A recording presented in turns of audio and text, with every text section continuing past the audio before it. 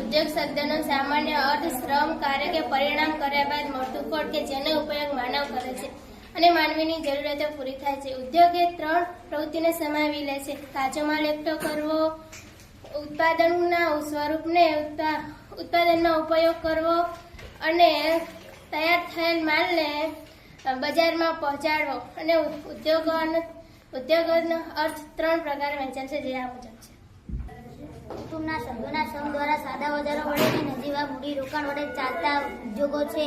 દાખલા તરીકે ખાદી વણાટ, પાપડ, ખાખરા, અગરબત્તી, વાંસકામ વગેરે.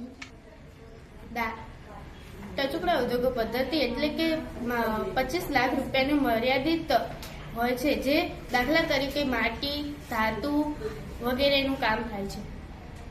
નાના કદના ઉદ્યોગ રૂપિયા 25 લાખથી વધુ અને 5 કરોડ રૂપિયાથી ઓછું મૂડી રોકાણ અને માત્ર શ્રમ બધા ઉત્પાદન પદ્ધતિનો ઉપયોગ થયો હોય અને મોટા ઉદ્યોગો માટે સહાયરૂપ હોય તેવા ઉદ્યોગો દાખલા તરીકે ઓજારો, વાહનોનું સમારકામ, વપરાશી વસ્તુઓનું ઉત્પાદન કરતા ઉદ્યોગો વગેરે.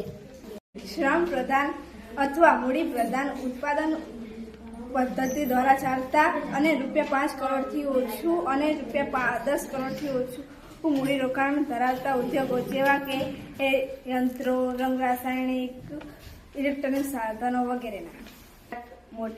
મોટા કદના ઉદ્યોગો માત્ર મૂડી પ્રધાન ઉત્પાદન દ્વારા ચાલતા અને રૂપિયા 10 કરોડથી વધુ રોકાણ હોય તેવા ઉદ્યોગો દાખલા તરીકે રેલવેના સાધનો, મોટા વાહનો, લોખંડ, બળદ વગેરેના ઉદ્યોગો.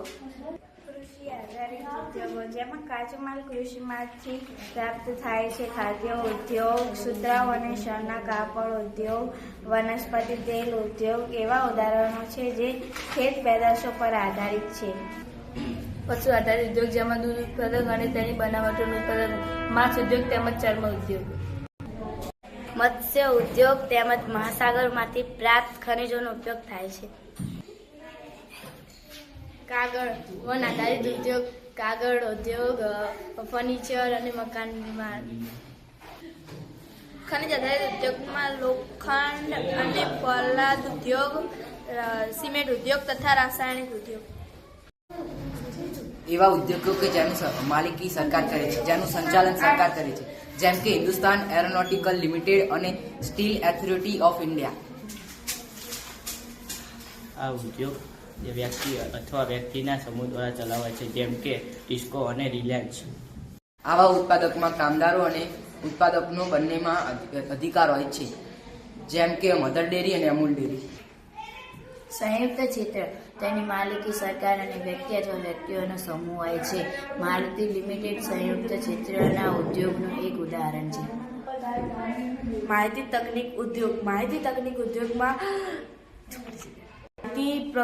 સંજ્ઞા પ્રક્રિયા અને વિતરણને વ્યવહારમાં લાવે છે. વર્તમાનમાં આ ઉદ્યોગ વૈશ્વિક બની ગયો છે.